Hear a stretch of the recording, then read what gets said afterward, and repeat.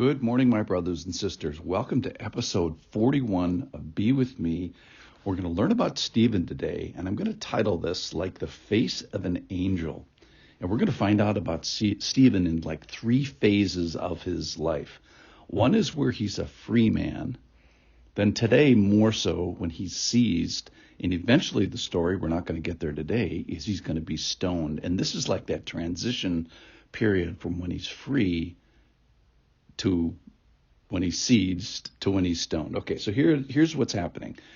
We talked about Jerusalem, and Jerusalem, the balloon is filling up with new believers. And yesterday, even we found that many priests were becoming obedient to the faith. So here we are in Acts chapter 6 and verse 8. And Stephen, full of grace and power, was doing great wonders and signs among the people. Then some of those who belonged to the synagogue of the freemen, as it was called, and of the Syrians, and of the Alexandrians, and of those from Cilicia and Asia, rose up and disputed with Stephen. But they could not withstand the wisdom and the spirit with which he was speaking. Then they secretly instigated men who said, "We have heard him speak blasphemous words against Moses and God." And they stirred up the people and the elders and the scribes, and they came upon him and seized him and brought him before the council. And they set up false witnesses who said, "This man never ceases to speak words against this holy place and the law. For we have heard him say that this Jesus of Nazareth will destroy this place and will change the customs that Moses delivered to us." And then here's the angel part. And gazing at him, all who sat in the council saw that his face was like the face of an angel. All right, a couple of points before we get to the angel part of this. Number one, a dispute doesn't mean wise versus wise disputing. So this dispute goes from wisdom from Stephen's side to sort of underhandedness from the other side. Now, we don't know what Stephen has preached before this, but we kind of get a clue from the way that they're interpreting what he has said. Remember in Acts 5:39, Gamaliel was saying about the apostles that be careful about accusing the apostle because you might find yourself opposing God. And we find that about Stephen's wisdom is that they couldn't withstand the wisdom. They couldn't withstand the spirit with which Stephen was speaking. So this is really an otherworldly, wise, imbued person, and we even see it manifested in his face here at the end. But the people, they won't stand for it, and they can't withstand this, and so they do some nasty things. So they secretly instigated, they stir up, they seize, they set up as false witness. They can't say it enough ways that they sort of conspire against this. And they instigate people to false testimony.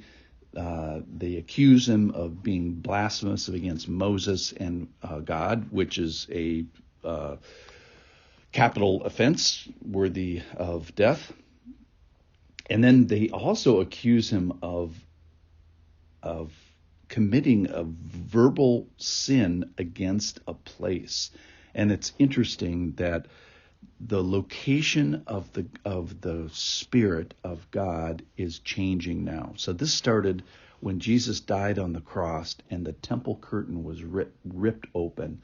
The Holy of Holies was exposed. That is, man has the common man has access into the Holy of Holies, and it also lets God out. And where does God go? He goes via his Spirit into the hearts of all people. And if you're like king of the temple, this is offensive to you. All right, so the things that they accuse him of are kind of true. It's like what the accusations that they made against Jesus as they make these charges, and the charges that they are accusing Stephen of are very similar to the charges of the same charges that they put against Jesus. All right, so let's get to this angel part. What does the face of an angel look like? Now, in our, pre-Christmas view of angels, it's kind of cherubic and fat, well-fed, flying around, non-threatening, or maybe sometimes in movies, angels are bumbling kind of people. But in the Bible, let's look at what the Bible views as angels. So when you use the word angel, generally, pretty quickly, you're into terrifying. So I was even just thinking of the Christmas story.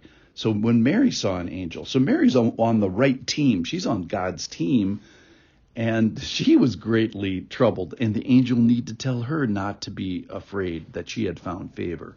Well, when Zechariah was in the temple and he saw an angel, he was troubled as well. And the shepherds, they were filled with fear. The translation is actually mega fear.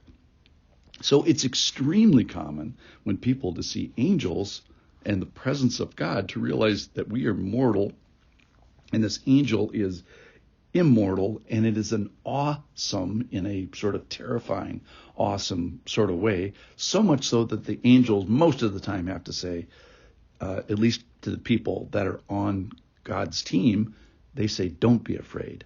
Now, these guys are against God, and they probably do have to be afraid. And I think just the comfort of, so we see in Stephen making this transition from being a free man to preaching and being full of faith and full of grace and power, to doing great wonders and sign, respected by his people, full of wisdom, full of the Spirit. And now we find him on his way to being stoned, which is how this all ends. And we find, I think, a special presence of God as he enters this hour. I think this literally is his final hour, final 30 minutes, as he becomes a witness and a martyr, a witness to the point of death. It's the ultimate witness, and I think he's getting the ultimate presence of the Holy Spirit. So he's full of grace, full of power, full of wonders, and here we find he's full of the presence of God to do the job that he needs to do. So that's why I think he's glowing like an angel, the face of an angel, because God's with him in a special way. May he be with you in a special way too today, if you need it. Thanks for listening. I'll see you tomorrow.